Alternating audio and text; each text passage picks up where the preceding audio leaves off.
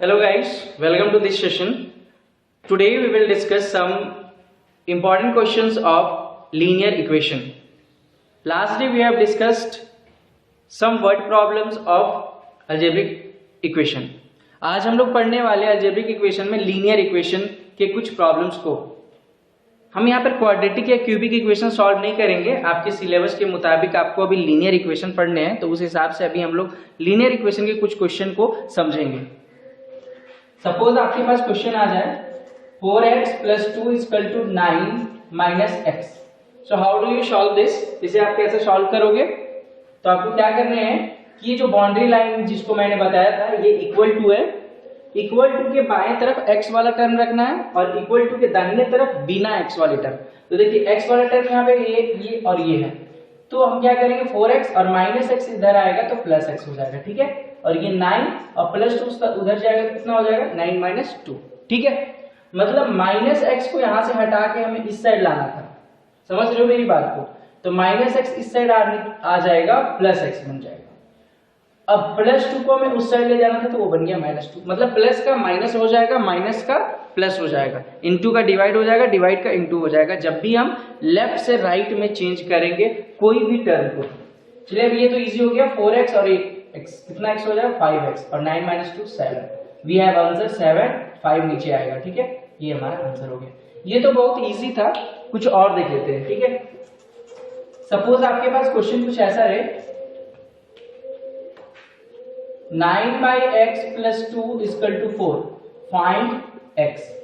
ठीक है, x find out करने के लिए कहा जा रहा है आपको. तो आप ये कैसे करोगे? देखो 2 को तो आप उधर भेज दो, क्योंकि ये देखिए बिना x वाला, ये भी बिना x वाला और ये तो x वाला है. तो 9/x को पहले हम वैसे ही लिखेंगे और इक्वल टू लिख देंगे 4 और +2 हो जाएगा -2. तो ये हो गया 9/x 4 - 2 2. तो ये हो जाएगा 9 = अब देखो x तो उधर जाएगा ना, x अभी डिवाइड में है. ठीक है, उसको हम उधर भेजते हैं तो 2x हो गया. यानी कि हम यहां से कह सकते हैं 9/2 = x. x आप इधर रखो चाहे इधर रखो, कहीं भी एक साइड आपको रखने हैं जिधर इजी पड़े. तो इधर इजी आ रहा है, आप ऐसे लिखो इसे चाहे ऊपर वाला जैसे लिखो, दोनों आंसर सही है. ठीक है, x का वैल्यू 9/2 होगा. नेक्स्ट क्वेश्चन की तरफ आगे बढ़ते हैं. कुछ क्वेश्चन बुक से उठा लेते हैं ताकि चीजें जो है वो कंसिस्टेंट रहे. अगला क्वेश्चन है 5 × 4x - 6. Third question 5 × 4x - 6 = 8 × x + 12. ठीक है, इसे कैसे सॉल्व करेंगे? तो सबसे पहले हम क्या करते हैं, ये ब्रैकेट के बाहर है 5, यहाँ पे कोई साइन नहीं, हम इंटू का साइन समझेंगे. यहाँ भी इंटू का है तो 5 इसमें मल्टीप्लाई होगा, इसमें 5 4 जा 20x -5 6 जा 30. ठीक है, और ये 8 × x कितना हो जाएगा 8x और 8 × 12 कितना हो जाएगा 96. क्लियर? नेक्स्ट है अभी x वालों को इधर ले आते हैं और -30 को उधर भेजेंगे. 8x को इधर लाना है, -30 को उधर भेजना है. तो पहले 20x लिख लेते हैं और 8x इधर आ जाता है तो -8x, और यहाँ 96 जो है पहले लिख लेते हैं और -30 उधर जाएगा तो +30. ठीक है, समझ में आ रही है मेरी बात? 20x - 8x कितना हो जाएगा 12x एंड 96 + 30 कितना हो जाएगा 126. क्लियर? 96 + 30 126 and x = 126/2. ठीक है, अगर ये रिड्यूस हो रहा है तो इसे रिड्यूस कर देंगे. ये हो जाएगा आपका 3 से 3 4 जा और 3 4 जा 3 2 जा, यानी कि 21/2 आ गया. 21/2. राइट? Any problem? कुछ भी इशू होता है आप मुझे कमेंट बॉक्स में जरूर लिखना. ठीक है, मैं देख लूंगा. कुछ उसी टाइप में थोड़ा सा आगे बढ़ते हैं.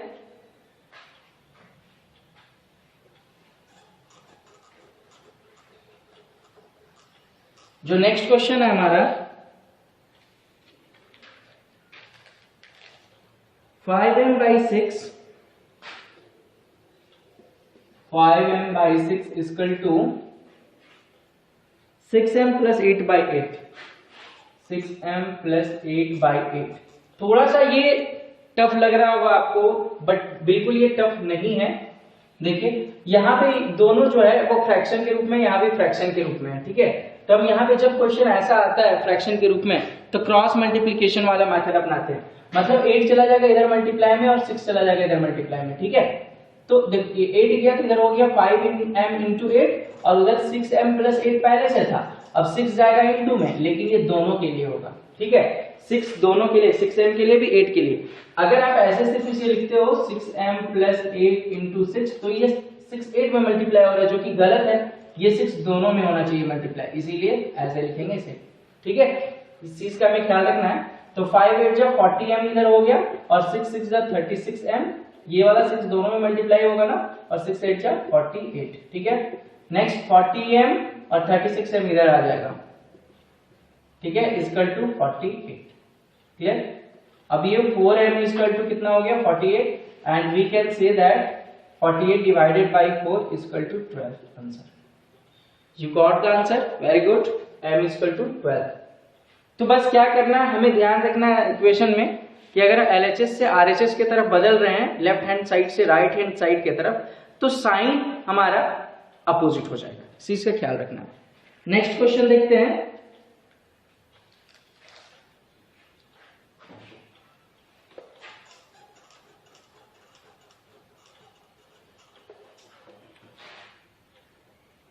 Four p minus 4/6, 4p minus 4/6 equal to 8 plus 6p/8 equal to 8p plus 8 plus 6p/8, something ऐसा है कुछ क्वेश्चन, एक बार रीचेक कर ले रहा हूँ। 8 प्लस 6p/8, हाँ ऐसा ही है, ठीक है। अब यहाँ पे देखना है हमें कि क्या करना पड़ेगा, कुछ थोड़ा सा और टफ लग रहा है क्वेश्चन। तो देखिए p वाला टर्म यहाँ पे है और 1 यहाँ पे है, ठीक है। और ये 4/6 और 8 को पहले हम एक साइड कर लेते हैं, सेम टर्म को, लाइक टर्म्स को एक साइड करते हैं। तो 4p और ये प्लस 6p/8 है, तो इधर आएगा तो क्या हो जाएगा माइनस 6p/8 और इक्वल टू, यहाँ पे 8 पहले से है और ये माइनस 4/6 है ना, ये वाला माइनस 4/6 उधर जाएगा तो क्या हो जाएगा प्लस 4/6, है ना। इसको सॉल्व कर लेते हैं, इसके नीचे 1 मानते हैं, इसके नीचे 1। इन दोनों का जो एलसीएम होगा वो 8 होगा और 8 4 जा 32p minus 6p, and again 8 6 जा 48 प्लस 4 अपॉन 6, ठीक है। यू हैवंट एनी इशू, ये एडिशन सब्ट्रैक्शन है, so we take as much less time that we need here. 32p minus 6p, we have how much 26p upon 8 is equal to 48 plus 4 52 upon 6। अब cross multiplication करेंगे, ठीक है। 8 इधर multiply में जाएगा और 6 इधर मल्टीप्लाई में जाएगा, तो हम लोग कह सकते हैं कि 26p into 6 equal to 52 into 8, ठीक है। अभी मल्टीप्लिकेशन हम नहीं करते हैं, ठीक है। हमें p चाहिए यहाँ पर, तो 6 को भी नीचे भेज देंगे, 26 को भी नीचे भेज देंगे, तो 52 इंटू 8 अपॉन 6 इंटू 26। मल्टीप्लाई में था ना p के साथ, दोनों चला गया उस साइड, नीचे डिवाइड में। तो देखिए 26 2 जा 52 और ये 3 हो जाएगा, ये 4 हो जाएगा, यानी कि हम कह सकते हैं 8 अपॉन 3, 2 होल 2/3, ठीक है। ये आंसर आ गया, p का हमारा वैल्यू ये आ गया।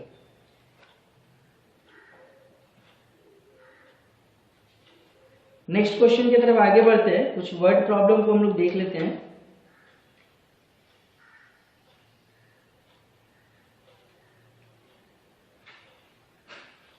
इसे इरेज कर देते हैं।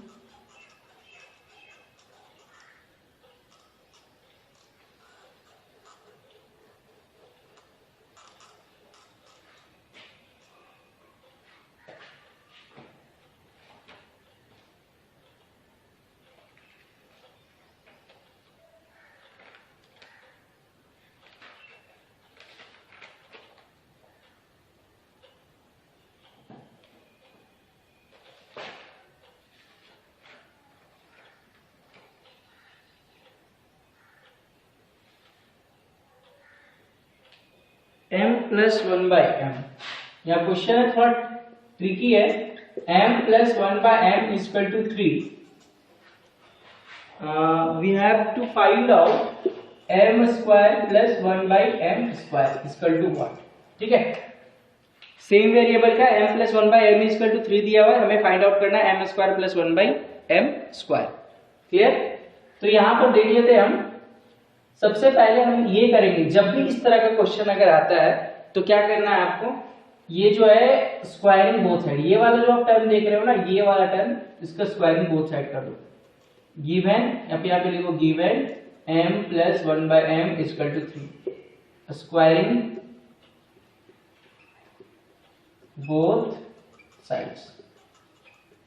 ठीक है, तो ये कितना हो जाएगा, m प्लस 1/m का होल स्क्वायर इक्वल टू 3 का स्क्वायर।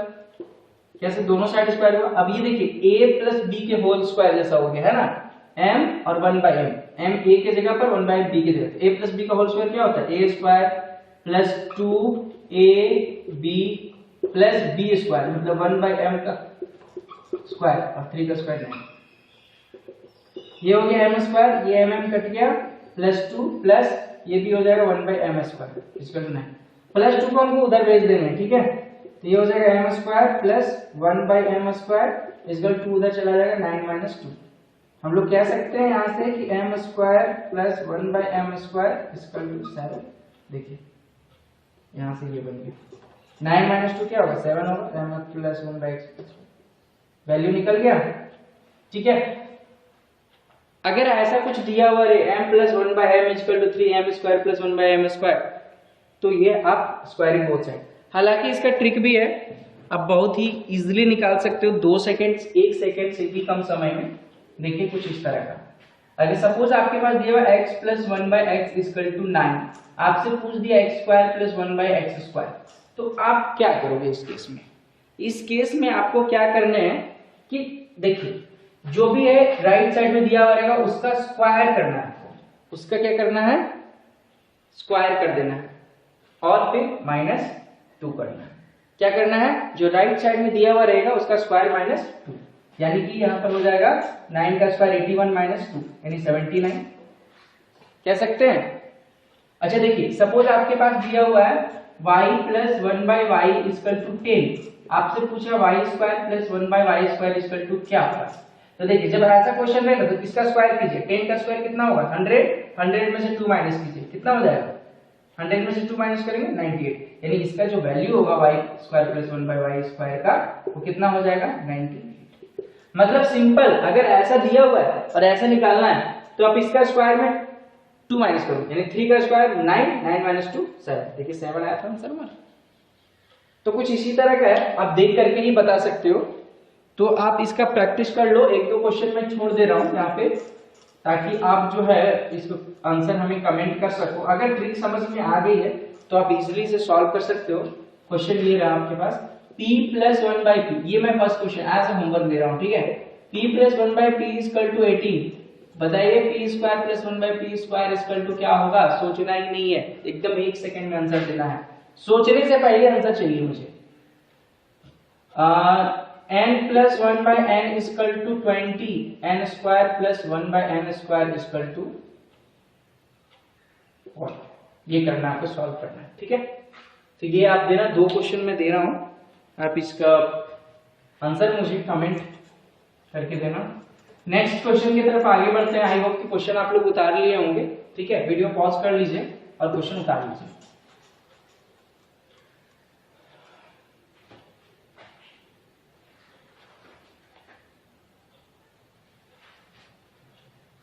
नेक्स्ट क्वेश्चन की तरफ आगे बढ़ते हैं।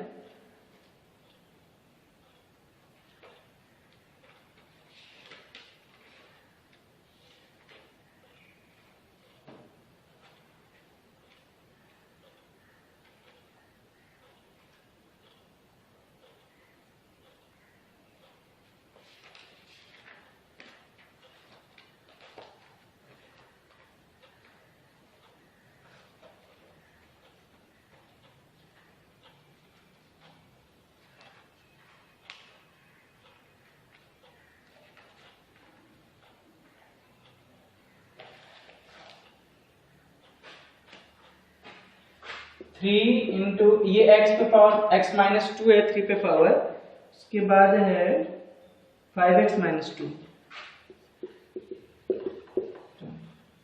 इक्वल टू क्या होगा यदि x इक्वल टू 4, क्या होगा इफ x इक्वल टू 4। सोचिए x का वैल्यू आपको कितने पुट करना है, 4 पुट करना है, तो आपको वैल्यू फाइंड आउट करने हैं। क्या आप बता सकते हो क्या होगा वैल्यू? सॉल्व करके देखो, वीडियो पॉज करो, सॉल्व करके देखो, मैं बता रहा हूं ऐसे। हमें x इक्वल टू क्या दिया हुआ, 4 दिया हुआ, x जहां जाए वहां 4 बैठाएंगे, तो 3 4 माइनस 2 इंटू 5 इंटू 4 माइनस 2, ये 5x है ना, मतलब 5 इंटू 4, क्योंकि x की जगह कितना रखना है 4, 5 4 से 20 हो जाएगा, यानी कि 3 पे पावर कितना 4 माइनस 2 2 हो गया ना, इंटू 5 4 से 20 माइनस 2, 20 माइनस 2 कितना होगा 80, डायरेक्ट में लिख दिया। और 3 का स्क्वायर कितना होता है 9, 9 इंटू 18, ठीक है, 9 इंटू 18 कितना हो जाएगा 7 इंटू 9, आंसर। बहुत इजी है, कोई दिक्कत? चलिए नहीं, आंसर आप मैच कर लेना। नेक्स्ट क्वेश्चन है,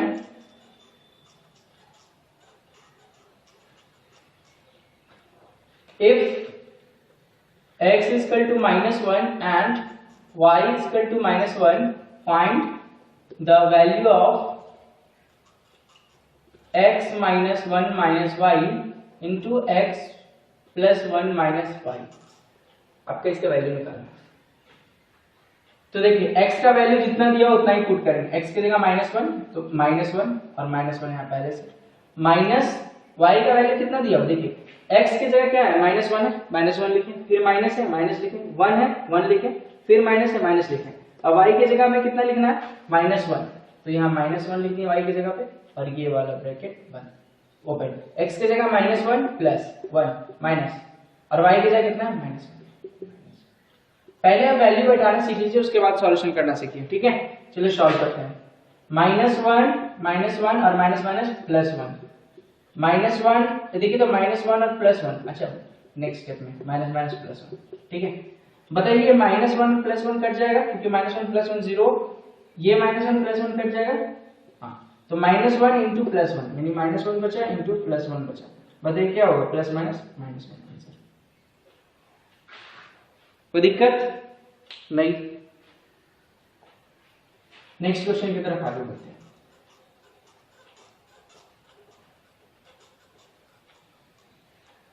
अगर कोई क्वेश्चन में प्रॉब्लम हो आप लोगों को बनाते वक्त, तो आप कमेंट में आंसर पोस्ट कर देना, मैं देख लूंगा और आपको समझा दूंगा।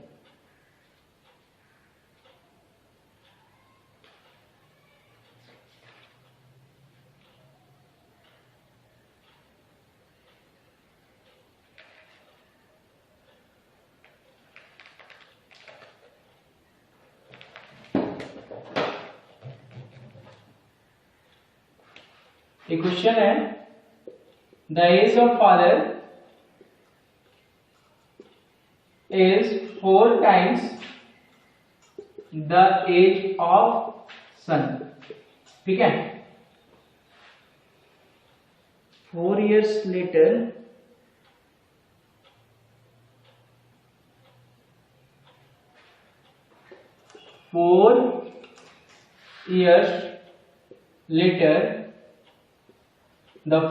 the age of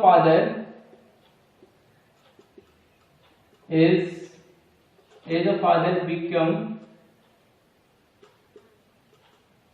3 times the age of son। Age वाले क्वेश्चन में बहुत लोगों को, बहुत सारे स्टूडेंट्स को कंफ्यूजन रहता है। कोई बात नहीं, आज मैं सारा प्रॉब्लम आप लोगों को दूर कर दूंगा। Find the age of father, ठीक है। सॉल्यूशन देखिए क्या बोला गया है, ध्यान से समझने की कोशिश कीजिएगा। Age of father is 4 times the age of son, यानी कि सन का जो एज है वो फादर की एज से कितना गुना, सन का एज के 4 गुना है फादर का एज। एज ऑफ फादर जो है सन के एज का कितना गुना है, 4 गुना है। तो पहले सन का एज पता रहेगा तब तो let the age of son is equal to x years, right. तो फादर एज कितना हो जाएगा, फादर एज कितना हो जाएगा, 4 गुना बोला है 4x, ठीक है। अकॉर्डिंग टू क्वेश्चन बोला है 4 साल बाद, 4 years लेटर, लेटर मतलब बाद में, 4 years लेटर जो पिताजी हैं वो 3 गुना हो जाएंगे बेटा के। तो 4 years लेटर फादर्स कितने के हो जाएंगे बता दो। फादर्स इज इक्वल टू, अभी 4x थे तो 4 साल बाद 4 साल बड़े हो जाएंगे कि नहीं। सन कितना हो जाएगा, अभी x था तो वो 4 साल बड़ा हो जाएगा x + 4। ठीक है, 4 साल बाद अगर बोला जाए इस तरह से क्वेश्चन है तो दोनों में 4 4 जोड़ना है। ठीक है, अब बोला है कि ये दोनों का एज जो बराबर नहीं होगा, पिताजी जो है 3 गुना हो जाएंगे किसके, बेटा के, यानी कि फादर जो है, फादर वो 3 गुना हो जाएंगे सन के, इसका है ना। Father is equal to 3 into son कह सकते हैं ना, तो वैल्यू पुट कर देते हैं। फादर का एज है 4x + 4 और इक्वल टू 3 into सन का कितना x + 4, ब्रैकेट में रखने x + 4। ठीक है, x + 4 में 3 गुना होगा। अच्छा, 4x + 4 3x + 12 हो जाएगा, 3 मल्टीप्लाई हुआ ना दोनों में। ओके, अब तो सॉल्व कर, 3x इधर चला जाएगा, 4 उधर चला जाएगा, तो 4x - 3x इक्वल टू 4 उधर जाएगा तो 12 - 4, यानी कि x इक्वल टू 8 आ गया। अब बताओ x क्या माने थे, बेटा का एज था, सन का एज, और पिताजी का एज क्या था, 4 गुना था, यानी कि पिताजी का एज आप लोग बता सकते हो।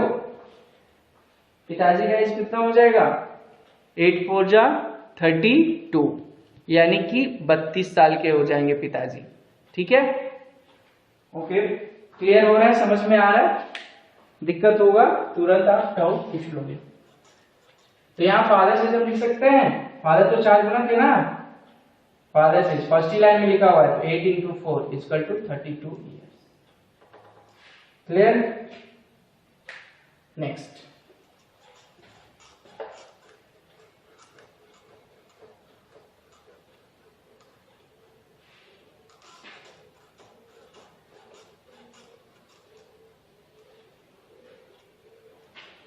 नेक्स्ट क्वेश्चन है,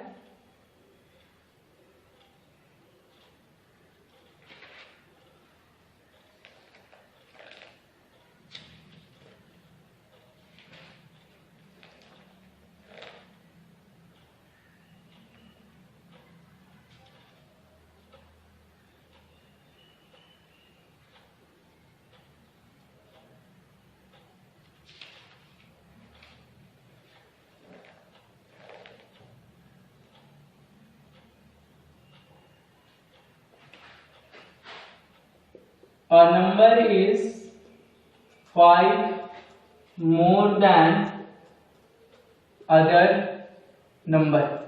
एक संख्या है वो कितना ज्यादा है दूसरे संख्या से, 5 ज्यादा है। if the sum of both the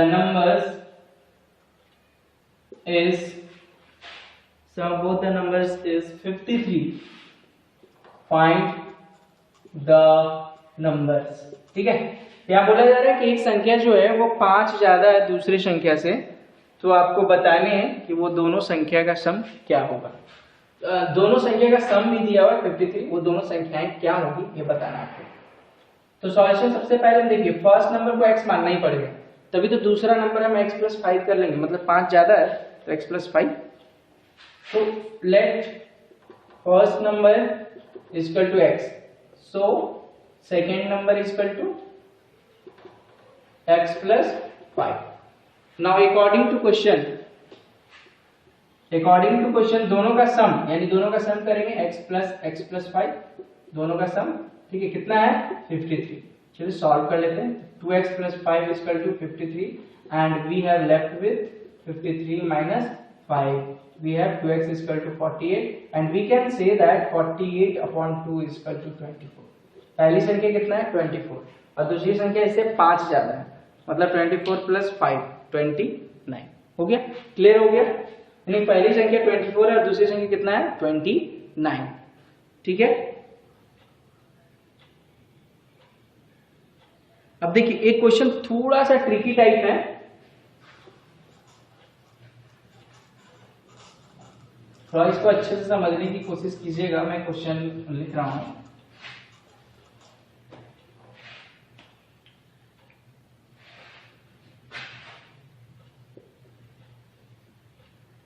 if a number is divided by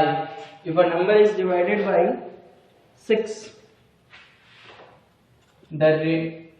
it leaves 3. ठीक है, it leaves 3. What is the remainder